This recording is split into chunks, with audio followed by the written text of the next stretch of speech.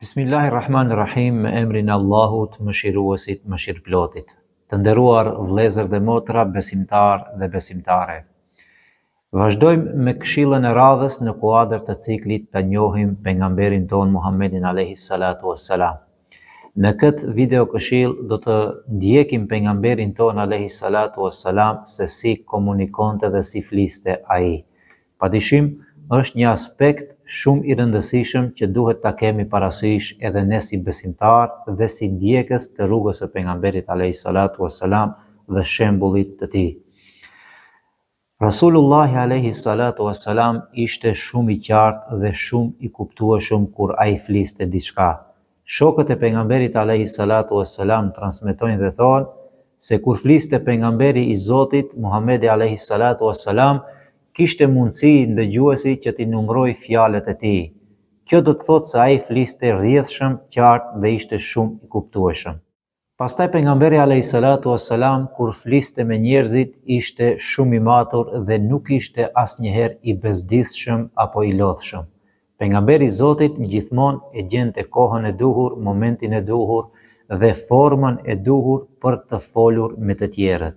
Prandaj pejgamberi alayhi salatu wassalam ishte shumë i lehtë në komunikim me njerëzit dhe njerëzit nuk lodheshin asnjëherë duke ndëgjuar pejgamberin e Zotit alayhi salatu wassalam. Ai ju fliste të tjerëve aq sa kuptonin mendjet e tyre dhe kjo është një aspekt shumë i rëndësishëm nga jeta e pejgamberit alayhi salatu wassalam që duhet ta kemi parasysh edhe ne si besimtar.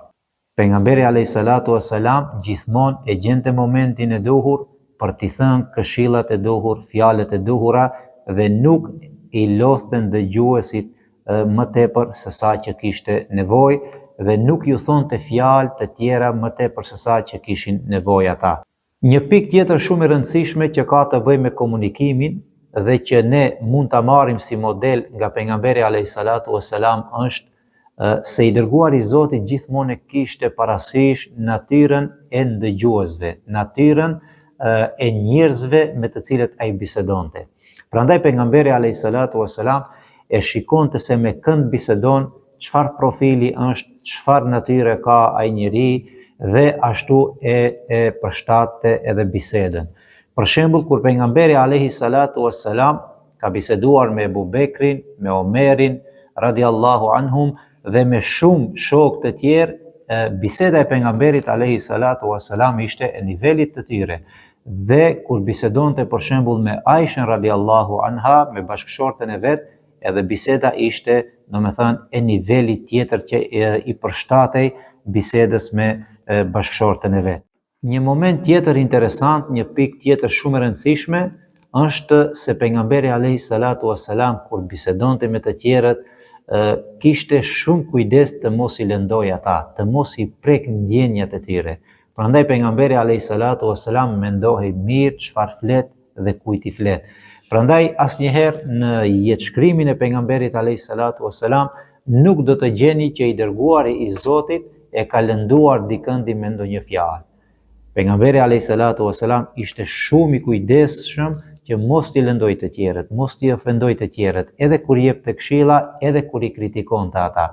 Prandaj do ta gjeni në literaturën islame se kur pejgamberi alayhi salatu wassalam shifte ndonjë musliman apo muslimane duke bërë ndonjë gabim, nuk e kritikonte para të tjerëve, por e gjente momentin kur ai ishte vet, momentin e duhur, formën e duhur dhe ja jepte këshillën dhe këshillonte për ndonjë gabim që eventualisht e kanë vepruar shokët e pejgamberit alayhi salatu wassalam.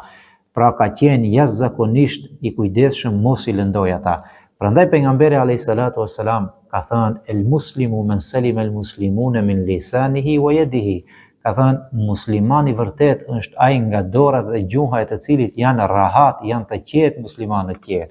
Prandaj pejgamberi alayhi salatu wassalam para se t'u thotë këtë muslimanëve, ai e ka praktikuar vetë. Këto janë disa pika shumë të rëndësishme që e karakterizojnë komunikimin, bisedën të folurit e pejgamberit alayhi salatu wassalam.